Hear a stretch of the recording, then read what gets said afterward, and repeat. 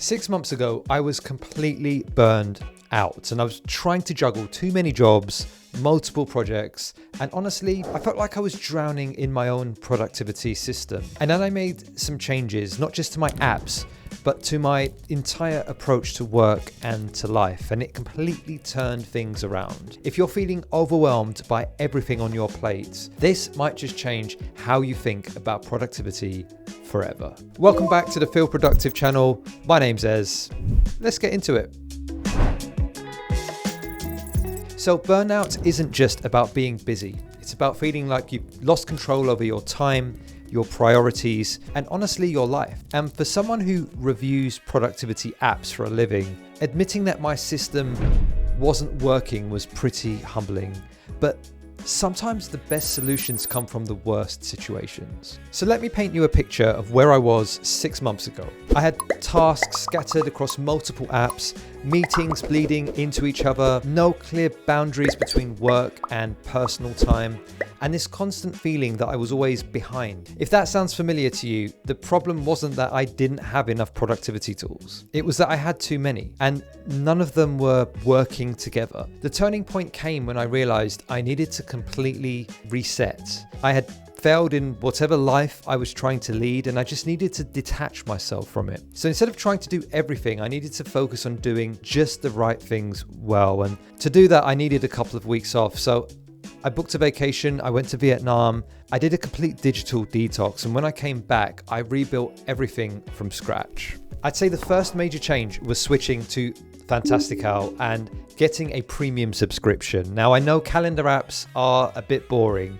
but hear me out. The game changer here was not just that I could view multiple calendars in one place, but it was that I was able to create a new calendar that I called a freedom calendar. And instead of just putting meetings and deadlines in there, I started blocking out focus time for all manner of different things that I knew I just did repeatedly, like checking my emails and all sorts of like really mundane stuff, but stuff you don't normally account for in your day-to-day. And I'd invite my work accounts to my Freedom Calendar's blocked out events so that my work calendar could also be blocked out and people wouldn't put meetings in those spaces. And basically by doing that and putting repeat tasks as events in my calendar, I was able to kind of move it out of my to-do list where everything just feels like a bit of a chore and it feels like I need to try and find time for it every single time. This way, it's always in my calendar. My work calendar is always blocked out. So that space is always mine to carry out those tasks. Next, I completely overhauled my task management in Things Free. So I was using Things Free before as my to-do list app, and I was using the Para method, which I'll leave a link for in the description below if you're not sure what that is. But basically, Para stands for projects, areas, resources, and archive. And all of your active projects were lists in Things Free. The problem was I had a ton of active projects. I had like 10, 15 things at any one time that I was trying to get done. Now I have two distinct sections. So now I have active projects and holding projects. And I got this from the book Slow Productivity by Cal Newport. And here's the key. I limit myself to a maximum of 3 active projects at any time. Just 3, and that's it. Everything else sits in the holding projects section until one of my active projects are finished. This single change probably had the biggest impact on my stress levels. For capturing thoughts and ideas, I simplified everything down to just Apple Notes. So whenever I had a thought or an idea, no fancy formatting, no complex systems, just stick it in Apple Notes. And then I'd regularly review what I've captured, organize it into a folder somewhere. Sometimes simple really is just better.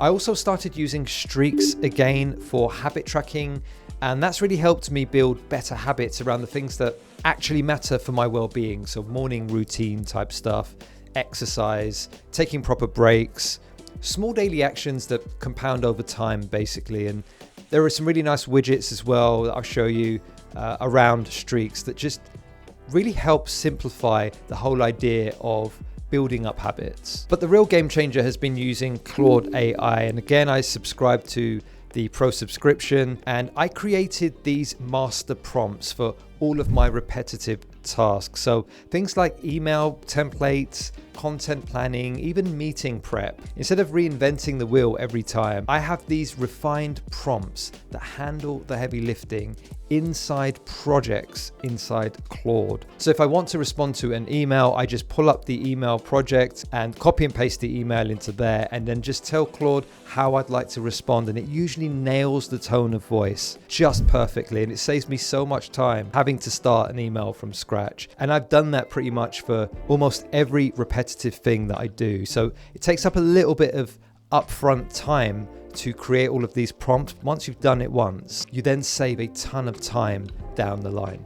By the way, if you are liking this video, then please do give it a like and subscribe for more tech and productivity content.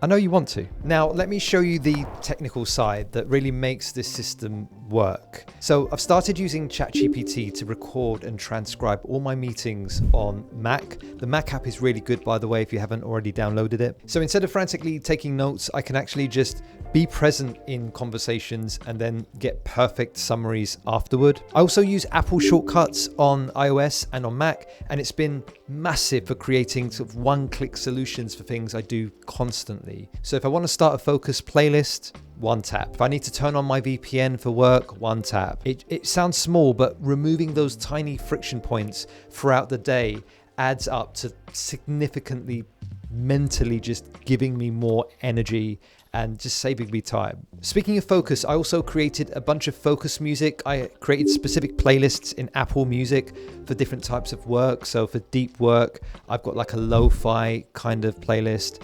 And then for more kind of energetic work that I want to do, I've got a house playlist that I enjoy listening to. And just spending the time up front when I was on this vacation doing all of this stuff, it just made me feel so good for coming back and knowing, okay, I've set all of this up and it's all kind of going to help me move forward. But honestly, one of the biggest changes I think I made is in redesigning my entire iPhone iOS setup. I now have 3 distinct focus modes. I have a planner screen for morning and evening routines with minimum notifications allowed. I have a low interruptions focus, which allows for small interruptions during the day, but only from relevant people. And I have a deep work focus for these sessions where I absolutely cannot be disturbed and basically nothing gets through on my phone. And that's automatically activated actually by the Forest app. So if I want to go into deep focus, I hit the Forest app, which allows me to set a focus timer, and suddenly kind of all distractions are gone. So I've also made a home screen that's intentionally boring as possible really, just with clear icons, which I'm using on iOS 26, to remove like color stimulation that you get from kind of just all these colors popping at your face when you're looking at your phone. I've got widgets that show only essential information that kind of give me quick access to some of my shortcuts and focus modes.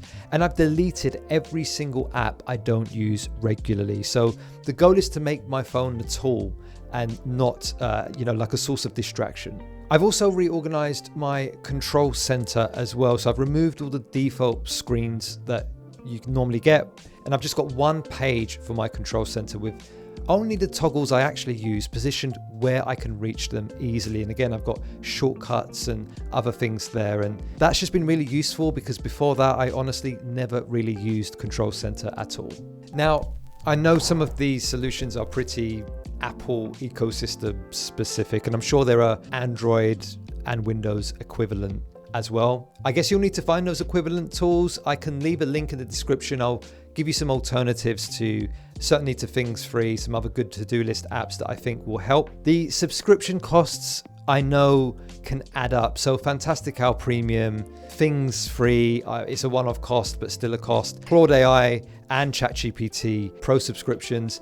It's not cheap to run a system like the one I've just described, though honestly, compared to the cost of burnout on your health and your happiness, it's been worth every penny for me to pay out the money every month and to know that I'm becoming more organized and I've got a bit more control over my day-to-day life. And I'll be honest, this isn't just a quick fix. It took me about a month to fully implement everything and probably another month to really feel the benefits. And I spent a large part of my 2-week vacation as well, actually just thinking about what would work for me. And some of this might not work for you, but I wanted to share it in case it may inspire you to do your own version of this system. Change is hard at the end of the day, and especially when you're overwhelmed, it's almost impossible to kind of think clearly. So if you are watching this and you feel overwhelmed or burnt out, I hope it's helped in some way. So now you've seen how I've used a combination of apps and mindset shifts and intentional digital design to pull myself out of burnout. The key insight isn't any single app. It's about creating boundaries, limiting active projects, and designing your tools to serve your goals instead of creating more chaos. If you're genuinely struggling with overwhelm and ready to make some real changes, this system could be exactly what you need.